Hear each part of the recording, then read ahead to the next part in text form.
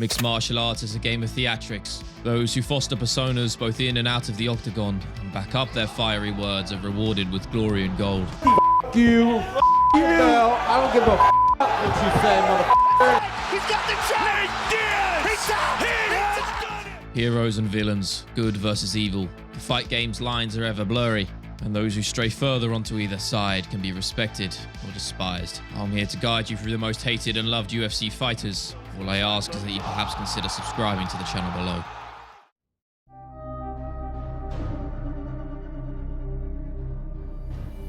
Jon Jones is a man considered by many to be the greatest of all time.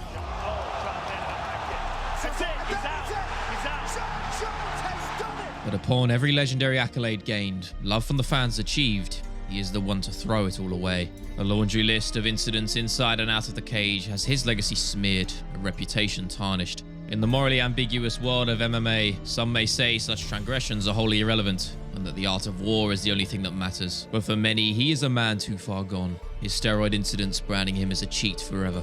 You don't cheat the fans, you don't cheat me, you have all the physical advantages, sir. Once again, this guy has made a mockery of the sport. The level of vitriol also stems from his ethics when the door is shut and the lights are beaming down. Martial arts are typically founded on the bedrock of respect and honor, and yet in the quest to be the greatest, Jon Jones is the first to disregard those principles. He's the dirtiest fighter ever. He's the dirtiest fighter ever. He does the most dirtiest things, like put his fingers in you. He's gonna poke you in the eye. And then if you advance and are you doing anything good, you get the advantage, you're gonna kick your knee backwards. And that, perhaps, has been the cornerstone of his success and countless title defenses. But it doesn't change who he is deep down. Inside a dark, twisted psyche whose sins are to many unforgivable.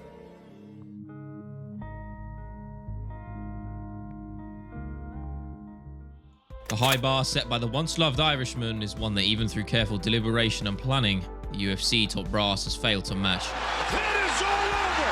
History has been made. His rise was unprecedented, the perfect storm.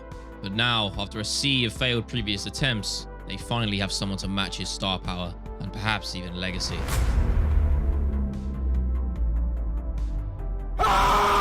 Alex Pereira has gone from the villain in Adesanya's story, signed purely to bolster a narrative, to now the company poster boy and pay-per-view draw. The Brazilian brings a refreshing return to the out-of-the-cage fundamentals that the sport was founded on. Hardly any words on the mic spoken, his fan base is forged on the raw thrill of the fight. A simple science, knock anyone out in your way and reap the benefits.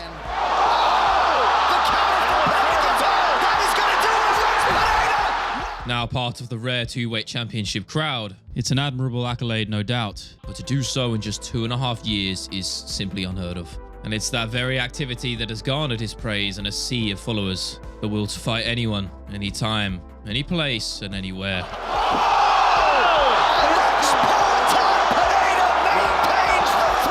And though his stoic persona is part of his brand, authentically him, behind the cold expression, is a man comfortable with his emotions. Upon meeting a fan with cancer, it perhaps reignited those old feelings and put them all into perspective.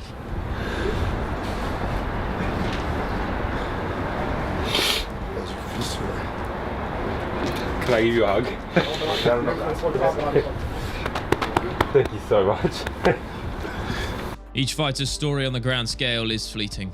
Another small chapter on the mixed martial arts tapestry. And though Alex's UFC story will likely be shorter than most when the dust finally settles, few will be able to doubt just how defining it was.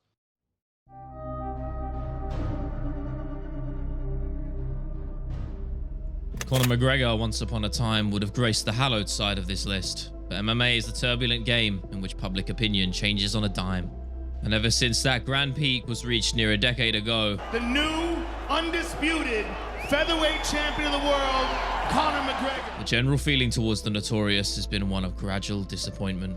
Just like one Jon Jones, the Irishman's legacy has been tarnished from out-of-the-cage altercations, and a drastic departure from the fighting persona that made him so beloved in the first place. Once a man who used his words to cut down opponents before the left hand dealt the finishing blow, he now resorts to drunken Twitter tirades as the main offensive. That was an illegal knee on the head of a grounded opponent. Shut up, Joe, you little fool, yeah. What are you talking about? Smash this and smash that. What was smashed? My knee into his fucking eye socket, yeah? What made him so appealing in his ascendancy was that the words used in a bout's build were scathing. chilling certifications of his intent to wage war. I like the kid. He's a quiet little hillbilly from the back arse of nowhere. His chin is going to be cracked, and it's going to be cracked early. Having a conversation, looking to finish the fight. That's it. It's all over. But now, when he rarely does step in the cage, his words step over every moral boundary. A far cry from the intelligent vocal precision he was once known for. What I say is true. We're in the fight games. Lots of mean things are said, and one of the things that I really don't like is family. Joe Lee's wife. Joe Lee's wife. Joe Lee's wife. I think this minor feud with a reporter in the presser to that very same bout summarizes the man Conor is today, and why most outside the hardcore disciples have a general disdain for the company poster boy. You have won exactly one fight since Barack Obama was president. Shut your mouth, I go down and smash your nose. Conor. It's one more fight I won than your little sissy ass. The fight game and the high life has gradually chewed up and spat out even a man of Conor's mental fortitude. With all that's left, a man clinging onto his past glories, now despised by those who once called him the greatest. The fighters he's fighting against, they're not living like this. They're taking shit seriously. And when you're off your face from get-go, when you're waking up on a weekend, you're fucking not taking it seriously. Conor's always loved a good time, but I've never seen him this bad.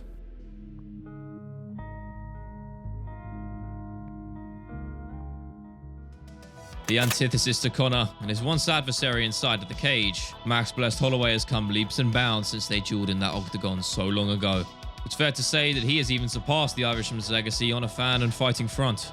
His striking diverse, no doubt, but it isn't what makes him so beloved. It's the willingness to duke it out with reckless abandon for the sake of the spectators. Wow. It looks like they're going to swing to the very end. And he wasn't kidding. Wow. It's that violent intent that can be the secret ingredient in cultivating a fan base. And through Holloway's legacy-defining career, that mentality has earned him the featherweight and now BMF championship. Max is landing more effectively now. He's getting the timing of Aldo. Oh, T212 post spike show. Oh, Max Holloway knocks down Jose Aldo. Aldo's hurt badly. Oh. That'll do it.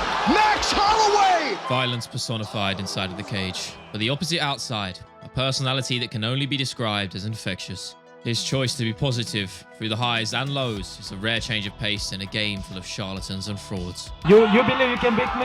Yes! I wouldn't be sitting here if I didn't. He's on what, 6-fight win streak? I got 12. He beat a champion, I beat 2. And I beat one of them twice. You know, so at the end of the day, the Bless Express is going around in a circle. We laughing at you, bro. And through all of the success, glory and gold, Max has used his standing as one of the greatest ever to pay it forward. Those in need going through the same struggles as he once did in his youth, provided with aid and a path through mixed martial arts. Max and UFC have provided this clubhouse. It is the first UFC MMA training center ever at any boys and girls clubs in the entire world. 1, 2, 3, win! Hey!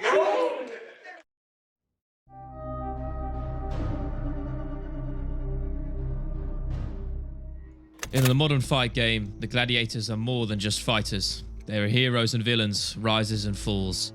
To play the role of the heel is to ride the ever-thinning moral line, which when balanced upon, can reward a bounty of riches. The aptly named Colby Chaos Covington did so successfully for a time. I've made a lot of mistakes, and a lot of people don't consider me to be a good person, but I mean, coming from me, Colby's a really bad person. He really is. He really, really is. That style of shit talking is infuriating. Come shot Chimaev. Oh, you said his name backwards. You said it wrong. It's Ben Ass Cream. Marty Fake Newsman! Wait till I see you next time. Wait till I see you next time, Marty Fake Newsman. You're dead. You're dead. Unlike the aforementioned McGregor, whose words were spoken with real scathing venom, it was abundantly clear that upon his mentality shift, Colby's words were not to be heeded seriously. At the times, they crossed the line by the slightest of margins, but they cultivated a, well, cult-like fan base that aligned with his MAGA hat gun-toting persona. Oh, the POTUS is calling me. Mr. President! Thank you so much, Mr. President. You gave me the dragon energy when you shook my hand on Sunday at your rally, and it doesn't matter if King Kong was in front of me, I was not going to lose after getting to shake your hand and be at your rally. You get that belt and you bring it in, and I'll see you, man. We're rooting for you. Being hated or loved in this game is only a positive, and Colby embraced that mentality, eventually finding his way to 2 title shots against Kamaru Usman, upon which losing both sent his fan base on an ever-declining trajectory. each performance leaving him battered and bruised. Inside the cage, his MAGA mask would crack and crumble, leaving the vulnerable, exposed man behind it to face the music. With the ever-encroaching clutches of time at his heels and no undisputed championship to his name, Covington would cross that grey line, never to return. For one final chance at the throne against Leon Rocky Edwards, every stop was pulled out to sell another pay-per-view, raise his notoriety, and fracture the mind of his adversary. So fucking stupid. On Saturday night, I'm gonna bring you to a place you never want to be. I'm gonna bring you to 7th layer hell. Okay. No, I'm bringing you to 7th layer hell. We'll say what's up to your dad while we're there. Oh! A truly despicable comment that had in seconds made him the most hated man in the sport. But to him and him only, it was a victory. Sacrificing every good bit of his soul left, Covington would double down and make no apologies. Why would I have sympathy for a sex trafficker, someone who's impacted and hurt a lot of people's lives? You know, no, I don't feel bad about that at all. Let's talk about all the victims that he left behind that are surviving of the trauma and the turmoil that he put these people's lives through. So I don't feel bad at all. Why would I feel bad for a criminal? But it was a performance come fight night, upon which all of the chips are down and legacies are forged, that Covington would crumble spectacularly. His opponent's hand raised, the weight of his words would finally come crashing down. I didn't take any damage this fight. This is the easiest fight of my life. I thought I won the fight. So it's all perspective in this life. I will come back stronger. Mark my words. God bless everybody for coming out. Thank you all for your support. Thank you all for the hate. You're all a bunch of broke anyways. You.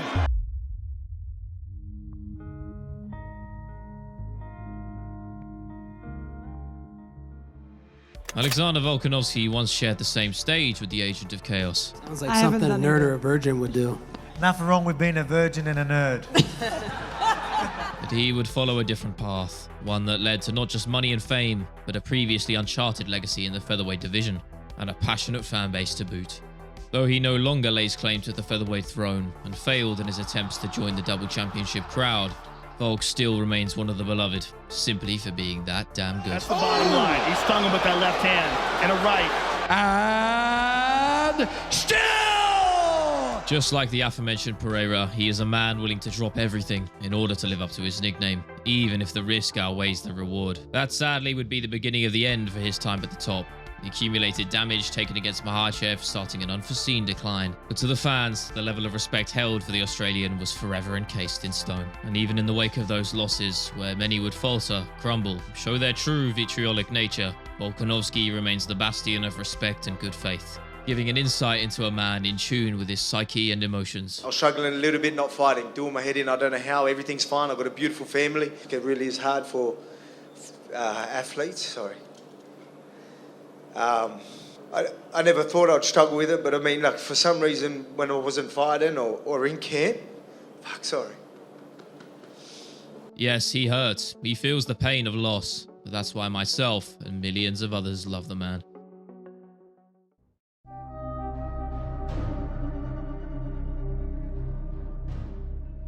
I mentioned earlier that many fighters come media day talk a big game, make claims of gargantuan proportions, scheme grand plans to send their opponents home in a body bag. Now, some do make good on that promise, but many don't. Ian Garry is the epitome of the latter, and his words on the microphone are the crux of his negative fan sentiment. A new generation of fighters coming up in this division. You see all the new youth in this division. There's me, there's Jack Della Maddalena, there's Shavkat, there's Kamzat. We're coming in here and we're going to make examples of people like Neil. And Neil is not going to be able to deal with my speed. Boston, I promise you, you're going to get a finish for the ages. I want every single one of you on your feet.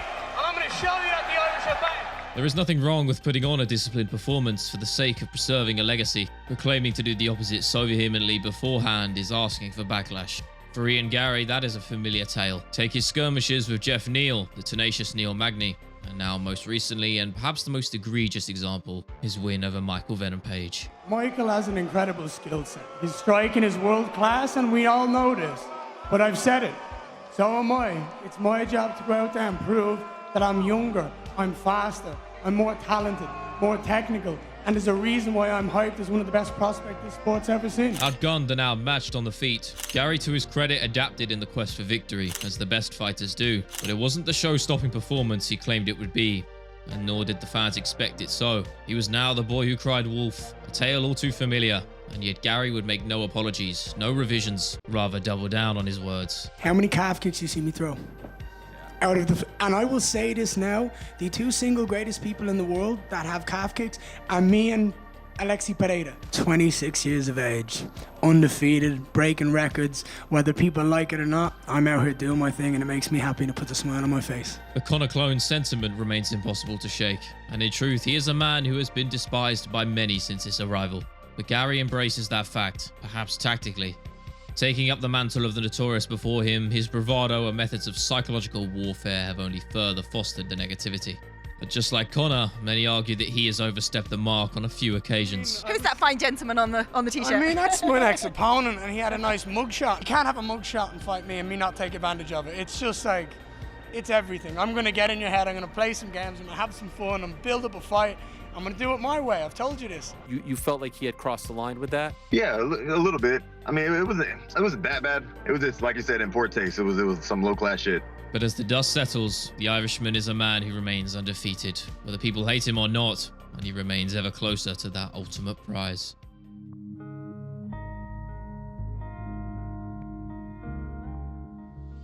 There are few in this game who can claim to be the undisputed kings of violence when the cage door shuts. Many talk a big game outside of it, claiming to be orchestrators of war, but most fall back to the safety of their game plans. Former BMF title holder Justin Gaethje is built far different than most, and for throwing caution to the wind in the quest for glory, he has found his rewards. Fans being heard from now, about a minute gone by round 2. Oh! Justin Gaethje head kicks Dustin Poirier into the stratosphere. The human highlight is a nickname most deserved for a man with a near 100% finish rate. Wins over just about every elite level competitor has granted him the riches and notoriety that few possess. A near psychotic infatuation with the thrill of the fight, he does not hide his true self, and upon making a promise to the masses, most certainly sticks to it. I'm expecting a fight that's going to blow the roof off this place. Give you guys, he's the perfect dance partner. It's exactly what I dream of when I dream of stepping in there. And you guys get to enjoy this and we're going to beat the each other, all of us. Justin Gaethje is landing these uppercuts now every time they come together. Justin Gaethje! A former interim champion, a gold belt was wrapped around his waist once upon a time, and though undisputed was never achieved, Gaethje's legacy will be remembered far longer than many who did. And he is remembered just as fondly for his losses as much as his wins. Gracing the cage at a historic UFC 300 was telling of the high regard Dana White held him in. Max Holloway, his dance partner, it was a duel in which he was admittedly outclassed, but without his bloodthirsty mindset and willingness to throw himself into the fire when all seems lost, we wouldn't have gotten, well, this. Holloway shows some mortality. Look at this. Holloway just told him, stand right here. Oh, big connection late.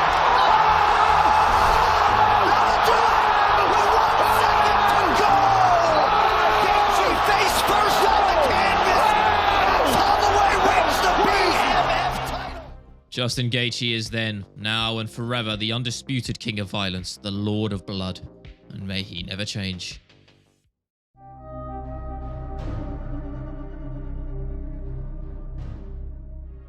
Ronda Rousey, once upon a time, would have looked at home in the list of love fighters. She, in truth, was then, and even now, regarded as a pioneer of the fight game, rightfully cemented by her spot in the hallowed Hall of Fame. Her notoriety so high, her skill so revered that many would entertain conversations of how she would fare in the men's divisions. She ruled the bantamweight division with an iron fist and ushered in a new fighting age for the woman of the world. But it wasn't her fighting ability that led to hatred from the masses, rather her attitude.